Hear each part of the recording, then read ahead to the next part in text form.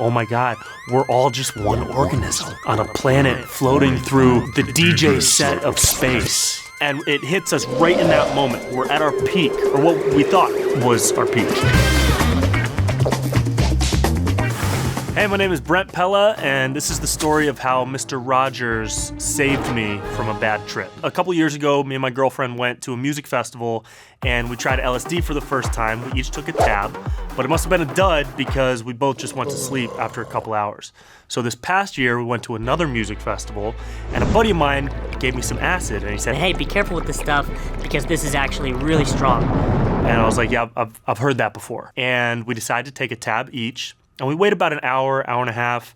Nothing has really happened yet, so we decide to take another tab each. And it starts kicking in a lot faster. The come up was like the water level of a room is rising and you're just riding that wave. We were like two human buoys in the ocean of life. We found ourselves at a DJ set by a DJ who goes by LSD. Everybody around us is moving exactly the same. Oh my God, we're all just one organism on a planet floating through the DJ set of space. And it's during the big build-up, his big outro, his final song is Lucy in the Sky with Diamonds, and it's this crazy dubstep remix, and it hits us right in that moment. We're at our peak, or what we thought was our peak. But as we walk away from that stage, the acid keeps kicking in, and I look over at her, and her eyes are bigger than anybody's eyes I've ever seen in my entire life. And then I look back to where we're walking, and I see this dust storm is starting across the entire campground. The LSD is hitting us more and more. It's like the waves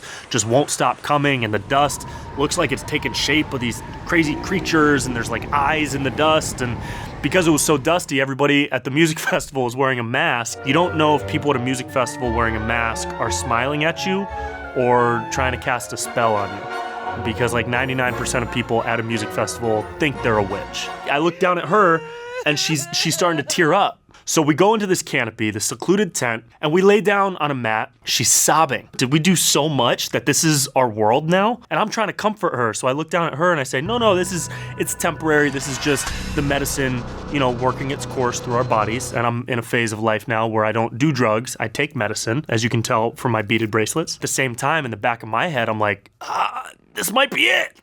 This literally might be our life now. We might go through the rest of our life as if the entire world is melting into jelly. And the room has different paintings on the walls. And I saw this painting of Mr. Rogers, but it was like a trippy Mr. Rogers, because he had like 6 arms growing out of his body, and the universe was coming out of his tie.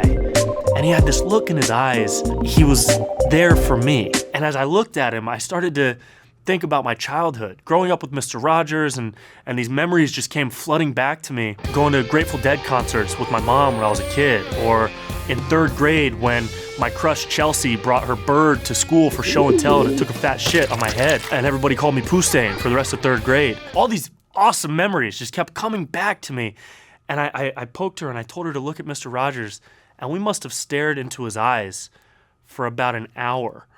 Until finally we started to feel like the medicine was starting to calm down, and we decided to stand up, walk out of the tent, and go find some food. And what we really wanted was fries. And every food vendor is closed or out of food until we find the one food vendor that still has food, and they're serving organic full potato spiral fries. We get all the way to the front of the line, and we order, and I swear to God, when the person gives us our food, she says, "Here you go, neighbor." Time froze. Because your mind on LSD automatically tries to connect everything. It thinks everything is an interconnected web. And I looked at her right in the eyes, and then I looked around her vendor tent, and on the side of the wall, she had a print of that same Mr. Rogers painting. It was right there. He was everywhere we were, looking out for us the entire time. Mr. Rogers, I think, taught me a couple lessons that night. Lesson 1 is patience, and lesson 2 is know your limits. I was like half a tab away from actually becoming a 6-armed Mr. Rogers. Tales from the